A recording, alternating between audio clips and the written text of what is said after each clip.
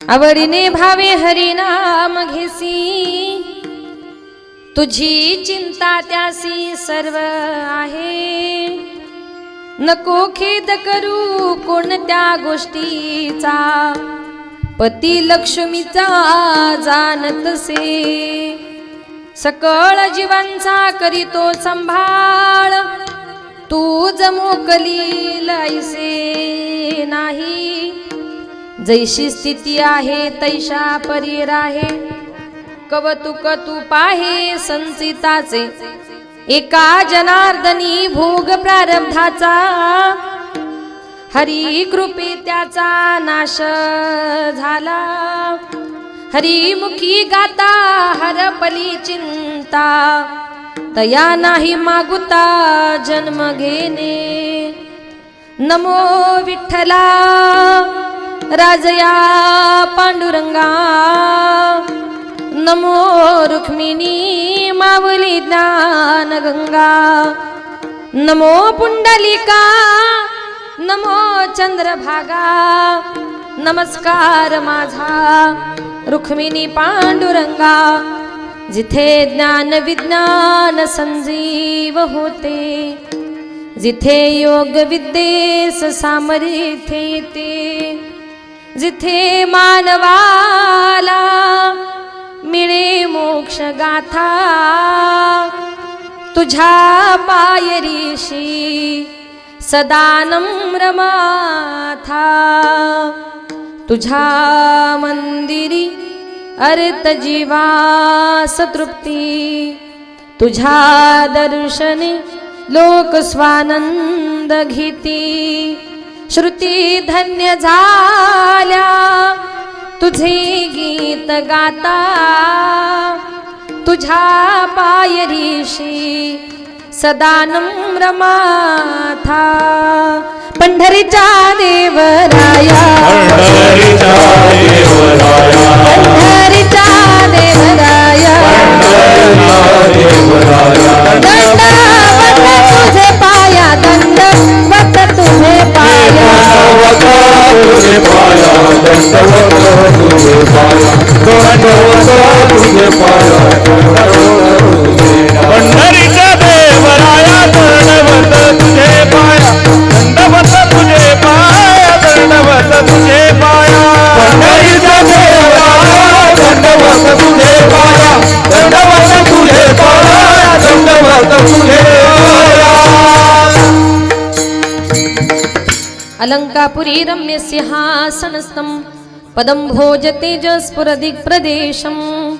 विधीन्द्रादिदेवाय सदा स्तूयमानं, समाधिस्थमूर्तिं भजे ज्ञानदेवम्। ओम नमो ज्ञानेश्वरा करुणाकरा दयाळा, तुमचा अनुग्रह लादलो पावन झालो चराचरी। मी कळा कुसरी काहीच नेने बोलतो वचनी अति भाविका। एका जनार्दनी तुमचा दास, त्याच्यास पूर्वावी विठ्ठल विठ्ठल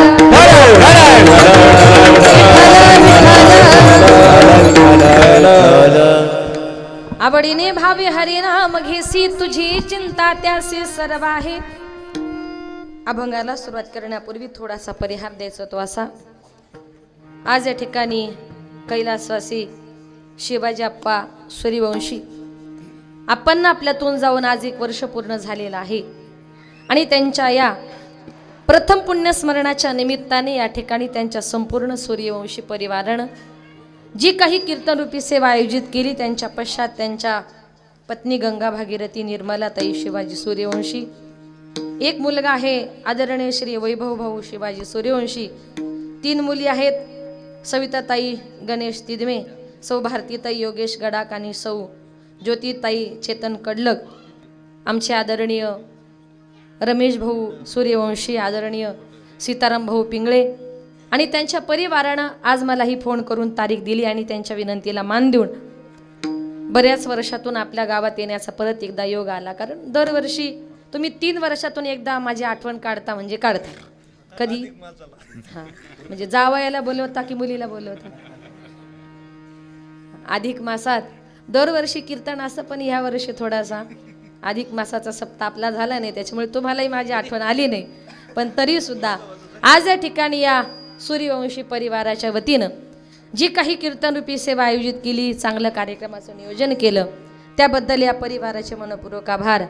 तसेच माझे गुरुवर्य आदरणीय हरिभक्त परायण विठ्ठल महाराज वागचौर यांच्या गुरुकृपेने माझे वडील कैलासवासी भानुदास महाराज गजे यांच्या पवित्र स्मृतीला अभिवादन करून संत मंडळी, वारकरी मंडळी, महाराज मंडळी, तुम्ही बसलेली सर्व श्रोते मंडळी सर्वांच्या चरणी एकदा नतमस्तक होऊन माझ्या कीर्तनरूपी सेवेला सुरुवात करते. मस्तक हे पायावरी वारकरी संताच्या प्रस्तुत प्राप्त प्रसंगी कीर्तनरूपी सेवेकरता निवडलेला अभंग पैठणचे सुप्रसिद्ध साधू शांतीब्रह्म एकनाथ महाराजांचा 5 चरणाचा तुमच्या आमच्या सर्वांच्या परिचयाचा असणारा नव्हे नव्हे संत एकनाथ महाराजांच्या हरिपाठातला हा अभंग आहे. शक्यतो इथं बसलेल्या वारकऱ्याचा हा अभंग पाठ नाही असं होणार नाही, आणि जरी पाठ नसेल तरी कानपाठ तरी असेल ना. कानपाठ असलेला सुंदर असा सर्वांच्या परिचयाचा अभंग सेवेकरता निवडला. विठाल विठाल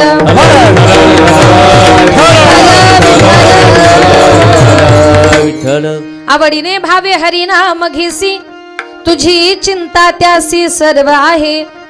या अभंगातून संत एकनाथ महाराज तुम्हाला आम्हाला प्रत्येकाला उपदेश करतात. उपदेश करून एकनाथ महाराज असं म्हणतात, बाबांनो, ज्या काळामध्ये तुमचा माझा प्रत्येकाचा जन्म झालाय, इथे जन्माला आल्यानंतर भगवान परमात्म्यानं तुम्हाला मला जो काही नरदेह दिलेला आहे, हा देह कशा करता दिला तर पहिलं कारण एक ध्यानात घ्या, संसार करण्याकरता अजिबात नाही, तर देवे दिला देह भजना भोजना नाही बर का, भजना. त्याचं भजन पूजन नामचिंतन करण्याकरता भगवान परमात्म्यानं हा नरदेह तुम्हाला आम्हाला प्रत्येकाला दिला.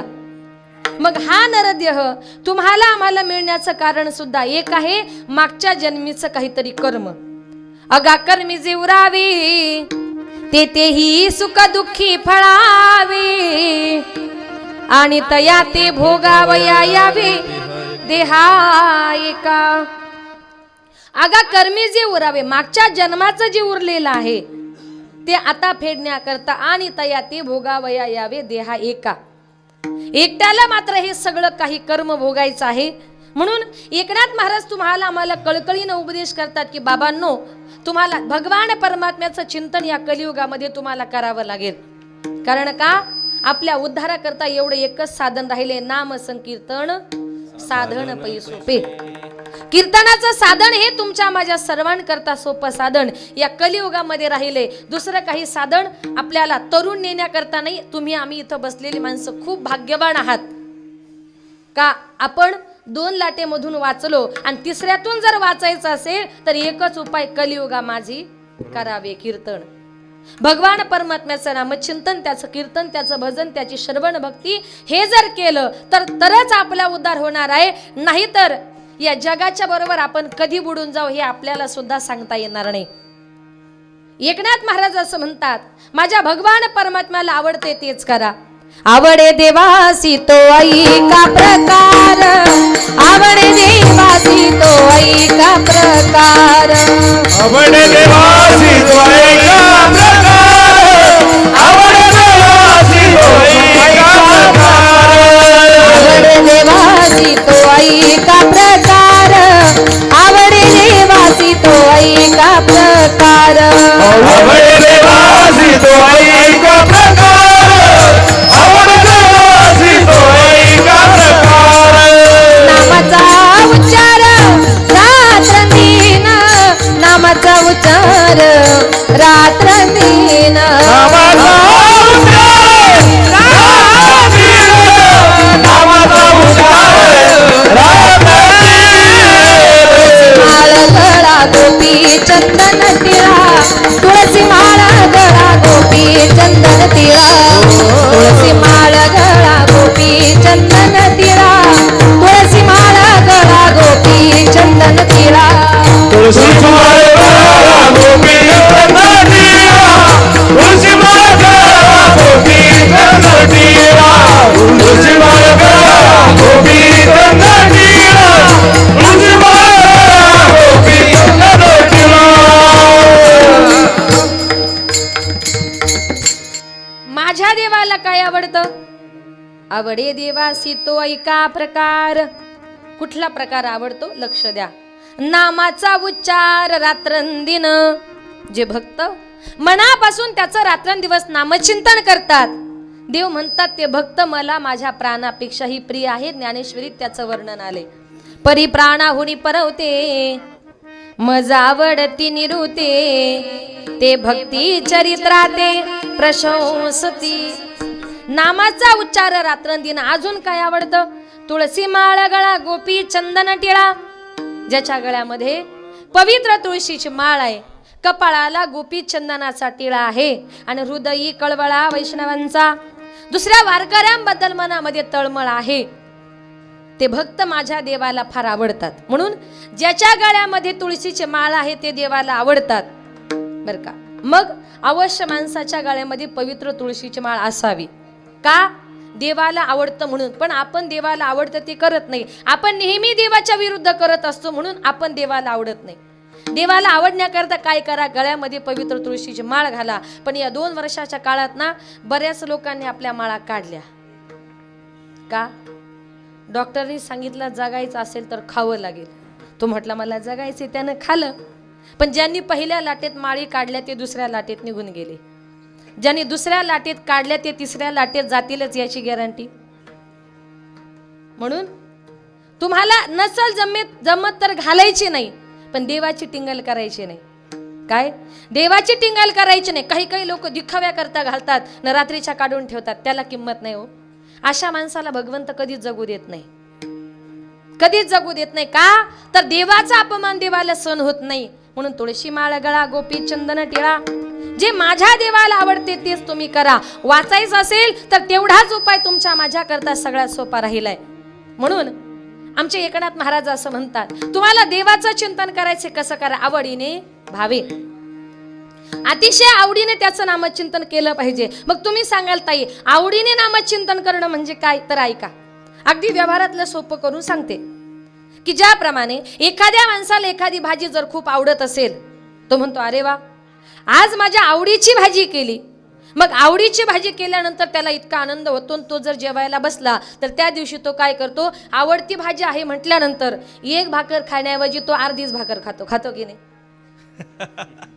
काही चुकलं? डबल खातो. हा, एक खाण्याऐवजी तो 2 खातो. का? तर त्याला ती भाजी आवडली, तो म्हणतो अजून द्या, अजून पुन्हा द्या. नाही का? चवी चवी घेऊ घास ब्रह्मरस आवडी, आणि गोड लागल्यानंतर पुन्हा पुन्हा घेतो. तुका म्हणे गोड लागे आणि तो मागे रसना. जेवण म्हणजे आपली भाजी सांगितली नाही, आपली भाजी भाकर नाही, परमार्थातल्या नामचिंतनाची भाजी भाकरी. परमार्थाची सुद्धा तुम्हाला जेवणा इतकीच गोडी लागली पाहिजे. आज गावात कीर्तन आहे माहिती पडल्यानंतर तुम्हाला समजलं वा कीर्तन इतकं सुंदर असतं, उद्याही कुठं असतं तर ऐकायला गेलो असतो. आणि ज्या माणसाला कीर्तनाची भजनाची आवड लागली त्याला 15-20 किलोमीटर कीर्तन जर माहिती पडलं ना, ती लोक तीर्थ कीर्तनाला हजर होतात. का? तर त्याला ते आवड लागलं, त्याला ते आवडलं म्हणून आवडीने. दुसरा शब्द सांगितलाय भावे. भावाने नामचिंतन केलं तरी उद्धार आहे. एक माणूस म्हटलं तरी बरं झालं, तुम्ही सांगितलं भावाने चिंतन करायचं, मग माझा भाऊ माळकरी आळंदी पंढरपूरची वारी करतो, मला चिंतन करण्याची गरज नाही. त्याला म्हटलं तुझा सख्खा भाऊ नाही, मनातला भाव.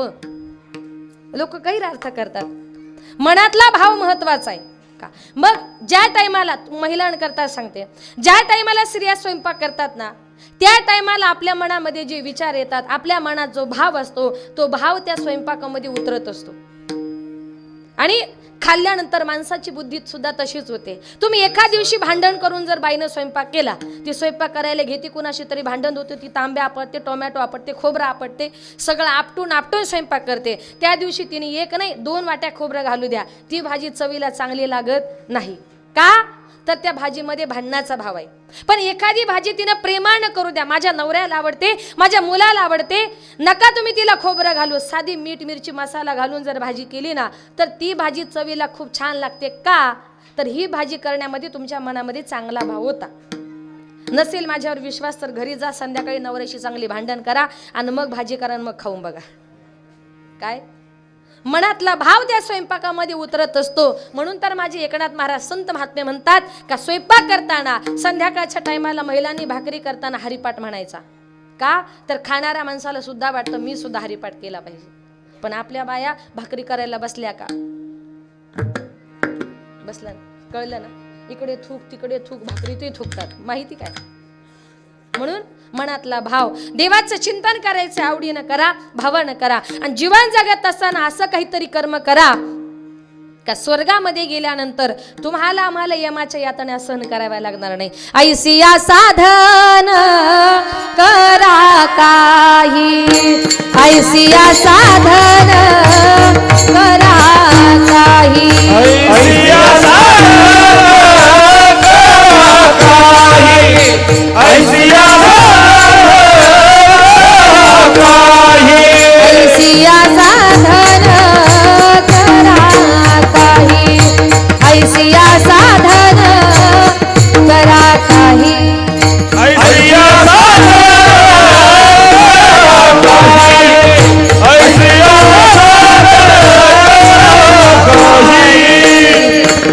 तेने नव्हे जन्मा यमाची यातना, तेने नव्हे जन्मा यमाची यातना, तेने नव्हे जन्म यमाची यातना, तेने नव्हे जन्म यमाची यातना, तेने नव्हे जन्मा यमाची यातना, तेने नव्हे जन्म यमाची यातना. ऐसिया साधन करा काही, ऐसिया साधन करा काही, ऐसिया साधन काही, ऐसिया साधन काही.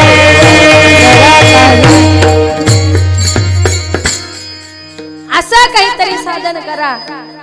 तेने नव्हे जन्म यमाची यातना, ऐसिया साधन करा काही. स्वर्गामध्ये यमाच्या यातना तुम्हाला आम्हाला सहन कराव्या लागणार नाही, असं काहीतरी साधन करा. आणि तेच साधन हरिपाठामध्ये सांगितलं की नाम संकीर्तन साधन पै सोपे. कीर्तनाचं साधन या कलियुगामध्ये सगळ्यात महत्वाचं साधन सांगितले का? कीर्तन जर श्रवण केलं तर काय फायदा होतो? जळतील पापे जन्मांतरीचे, बर का, जन्मोजन्मीची पाप जाळण्याची ताकद या कीर्तनामध्ये आहे. तुम्ही सांगाल कसं काय एवढी ताकद कीर्तनामध्ये? पण इथं बसलेला असा एकही माणूस नाही, या जगातला असा एकही माणूस नाही तुमच्या माझ्या सगट का त्याच्या हातून काही ना काहीतरी पाप झालेलं नाही. कीर्तन संपल्यानंतर एक माणूस माझ्याकडे आला, म्हटलं ताई तुम्ही सगळ्या लोकांना पापी म्हणता. मी म्हटलं पापी कुठं म्हटले? मी असं म्हटले का इथं बसलेला असा एकही माणूस नाही का त्याच्या हातून पाप घडलं नाही. पण त्यानं सांगितलं ताई माझ्यासारखा पुण्यवान या जगात नाही. म्हटलं कसं काय? तो म्हटला ताई अजूनपर्यंत कुणाला वाईट बोललो नाही, कुणाचा खून नाही, कुणाच्या दरोडे नाही, कुणावर अन्याय नाही, कुणावर अत्याचार नाही, म्हणून मी पापी नाही. म्हटलं दादा ठीक आहे, तसं तुम्हाला वाटत असेल, पण मी तुम्हाला तुमचं पाप सांगते. तो म्हटला सांगा बरं. त्याला म्हटलं बघा सगळ्यांकरता सांगते की ज्या वेळेला आपण रस्त्याने चालत असतो आणि रस्त्याने चालताना किडा मुंगी सारखे बारीक बारीक रस्त्यावरचे जीव आपल्या पायाखाली चिरडले जातात, याची आपल्याला काहीतरी कल्पना आहे का? नाही. कितीतरी किडी मुंगी बारीक बारीक पायाखाली चिरडले जातात, त्यांचा जीव आपल्या पायाखाली जातो म्हणजे आपलं पापच आहे ना. ते जाऊ द्या, काही काही लोक आपण जाणून बुजून पाप करतो. जाणून बुजून पाप म्हणजे कुठलं? एखादा मच्छर जर आपल्या समोर आपल्या हातावर बसला आणि तो चावला, आपण त्याला काय करतो? म्हणतो का चल बाजूला, मला पाप करायचं नाही, असं आपण म्हणतो का? अजिबात नाही. मच्छर बसला की आपण त्याला लगेच मारतो. मुंगी चावली तरी आपण तिला बोटाखाली चिरडतो. मग आपल्याला वाटतं का आता माझ्या हातून पाप घडतंय? अजिबात नाही. आपण चावला म्हणून रागाच्या भरामध्ये त्याला मारतो. मग एखाद्या मच्छराला मारणं, एखाद्या मुंगीला मारणं, त्या प्राण्याची हत्या करणं आपल्या डोक्यावर पाप झालं की नाही? ही छोटी मोठी पाप जी काही आपल्या हातून घडतात ना, ही पाप जाळण्याची ताकद. जळतील पापे जन्मांतरीचे नाम संकीर्तन. म्हणून कीर्तनाचं भजनाचं साधन माझ्या तुकोबाऱ्यांनी निर्माण केले का? तर संतांना माहिती कलियुगामध्ये पुण्य करता होय पाप. आणि आपण जर कीर्तनाला गेलो, आज तुम्ही जेवढे माणसं कीर्तनात आलात, 2 तास कीर्तन जर ऐकलं, इथून पाठीमागं तुमच्या हातून जेवढी पाप घडलेली असतील ना, त्या सगळ्या पापाचा नाश संत महात्म्यांचा साक्षीने या कीर्तनामध्ये झाला असं समजा. इथून गेल्यानंतर जर काही पाप आपल्या हातून घडली, अजून एखादं कीर्तन ऐका, परत पापाचा नाश आहे. हे साधन माझ्या संत महात्म्यांनी निर्माण केलेले आहेत. आणि मग तुकोबाराय म्हणतात, बरं काही काही लोक देवाचं नामचिंतन करतात. कसं करतात? भीतीपोटी. तुम्ही सांगाल कसं काय? एका बापानं आपल्या मुलाला सांगितलं, बाळा आपल्या गावामध्ये, गावातून असं बाहेर निघताना आपल्या गावाच्या बाहेर एक मोठं वडाचं झाड आहे आणि त्या वडाच्या झाडावर रात्री 12च्या नंतर ते निघतं. ते म्हणजे काय? हुशार आहात हो तुम्ही. भूत. बापाने सांगितलं, मुलाने डोक्यामध्ये पक्क ठेवलं का रात्री 12च्या नंतर त्या झाडावर ते निघतं. मुलगा झाडाजवळ गेला की त्याच्या लक्षात यायचं ह्या झाडावर रात्री 12च्या नंतर भूत निघतं. दैवयोगाने एक दिवस त्या मुलाला यायला उशीर झाला. त्याच्याकडे गाडी नव्हती. रात्रीचे 12:15 वाजले होते. तो त्या झाडाजवळून जाणार होता. त्याच्या मनात विचार आला की आता बापाने सांगितलंय 12च्या नंतर वडाच्या झाडावर भूत निघतं, आता 100% भूताची माझी भेट होणार. मनामध्ये फक्त त्याच्या भूत बसलेलं होतं. भूत मला भेटणार, भूत मला भेटणार. रस्त्याने चालला, बरोबर 12 वाजले, झाडाच्या जवळ जाणार आणि त्या दिवशी गमतीनं त्या झाडावर नेमकं एक माकड आलं होतं. कोणीतरी माणूस यायची चाहूल लागली आणि त्या माकडानं या फांदीवरून त्या फांदीवर जे उड्या मारायला सुरुवात केली, याच्या लक्षात आलं आता त्या झाडावर नेमकं काय आहे? भूत आहे. भूत आहे म्हटल्यानंतर तो इतका घाबरला का त्यानं हरी हरी हरी म्हणायला सुरुवात केली. हरी हरी कुठपर्यंत? घरी येईपर्यंत. हरी घरी आला, हरी संपला. काय म्हणजे त्यानं हरीचं चिंतन का केलं? कारण त्यानं कधी काळी एका कीर्तनकाराचं कीर्तन ऐकलं होतं का ज्ञानोबरायांनी म्हटलंय एखाद्या झाडावर भूत आहे असं तुम्हाला जर वाटलं तर त्याच्या करता मंत्र ऐका. हरी उच्चारणी मंत्र हा गाध, हरी उच्चारणी मंत्र हा गाध, हरी उच्चारणी मंत्र हा गाध,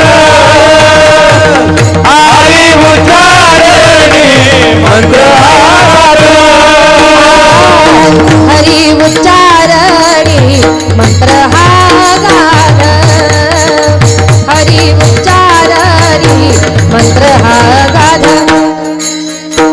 हरी उच्चारणी मंत्र हा गाध, हरी उच्चारणी मंत्र हा गाध, हरी उच्चारणी मंत्र हा गाध, हरी उच्चारणी मंत्र हा गाध, पळे भूत बाधा भेने ते हरी मुखे म्हणा, हरी मुखे म्हणा, हरी मुखे म्हणा, हरी मुखे म्हणा. हरी उच्चारणी मंत्र हा गाध, हरी भूत बाधा भेने ते, हरी मुखे म्हणा, हरी मुखे म्हणा, हरी मुखे म्हणा, हरी मुखे म्हणा.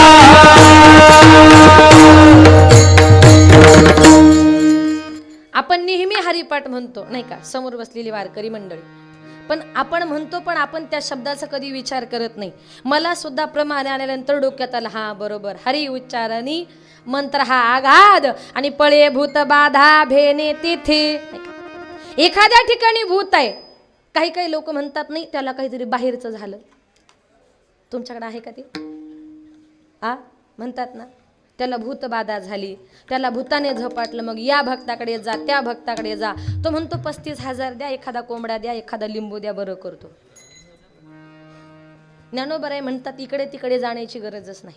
तुम्हाला असं काही जर वाटलं, ज्या माणसाला ती बाधा झाली त्यानं एका जागी बसा, 1-2 तास बसा, रोज सकाळी उठला, फक्त हरी हरी राम राम विठ्ठल विठ्ठल जे म्हणेल जे वाटेल त्या देवाचं चिंतन करा.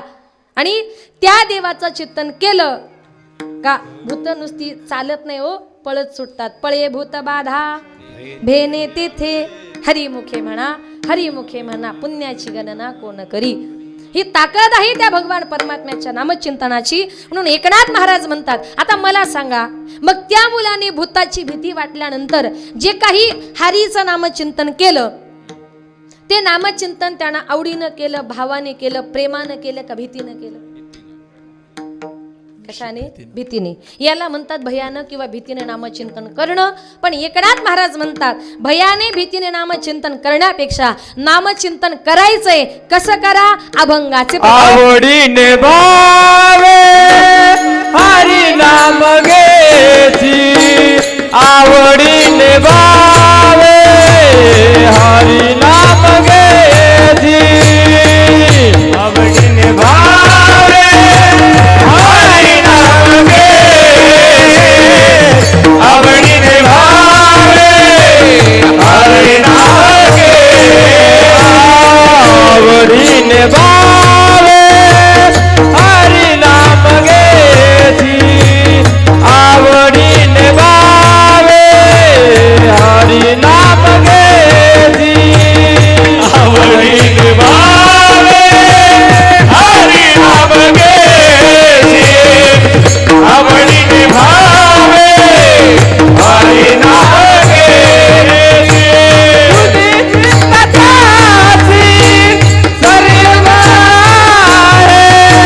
तुझी चिंताची सर्व आहे, तुझी चिंताची सर्व आहे, तुझी चिंताची सर्व आहे,